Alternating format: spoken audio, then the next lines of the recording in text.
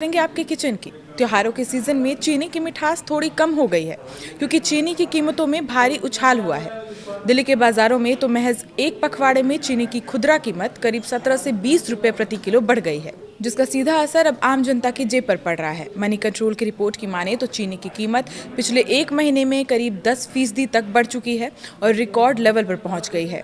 चीनी की बढ़ती कीमत का असर आम ग्राहकों पर भी दिखाई दे रहा है। उपभोक्ता मामलों के मंत्रालय के आंकड़ों की माने तो 18 अगस्त को देश में चीनी की एवरेज रिटेल कीमत 52 रुपये 30 पैसे थी।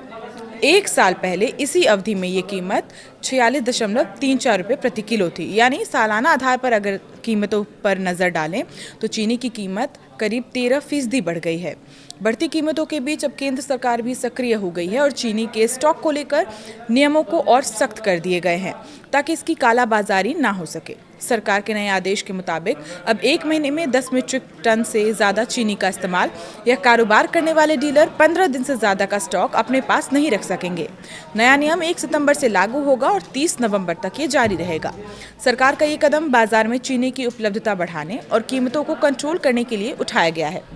दरअसल इससे पहले सरकार ने चीनी डीलर्स के लिए स्टॉक रखने की समय सीमा 30 दिन तक की तय की थी, लेकिन बाजार में कीमतों में तेजी जारी रहने के बाद अब सरकार ने स्टॉक की अवधि को और कम कर दिया है। अब सवाल है कि चीनी के दाम अचानक इतने क्यों बढ़ गए। इसके पीछे एक बड़ी वजह बाजार में सप्लाई को लेकर दबाव और आने वाले त्योहारी सीजन है। अगस्त से नवंबर के बीच देश में चीनी की मांग आमतौर पर बढ़ जाती है। रक्षाबंधन, गणेश चतुर्थी, दशहरा और दीपावली जैसे त्योहारों के दौरान मिठाइयों और मीठे पकवानों की खपत बढ़ती है। ऐसे में बाजार में पहले से चीनी का स्टॉक रखने की जरूरत भी बढ़ जाती है। चीनी की सप्लाई को लेकर एक और चिंता गन्ने की फसल से जुड़ी भी है। कुछ इलाकों में बारिश कम होने और मौसम के सूखा रहने से गन्ने की फसल प्रभावित हुई है और इसका असर आने वाले सीजन में चीनी के प्रोडक्शन पर भी पड़ सकता है।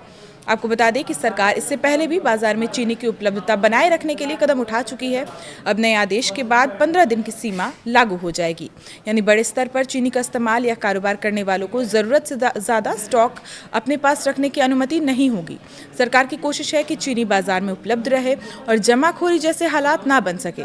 फिलहाल चीनी की बढ़ती कीमत ने आम आदमी की रसोई का बजट जरूर बिगाड़ दिया है, लेकिन सरकार की नई स्टॉक लिमिट से बाजार में कीमतों के नियंत्रण में कितनी मदद मिलती है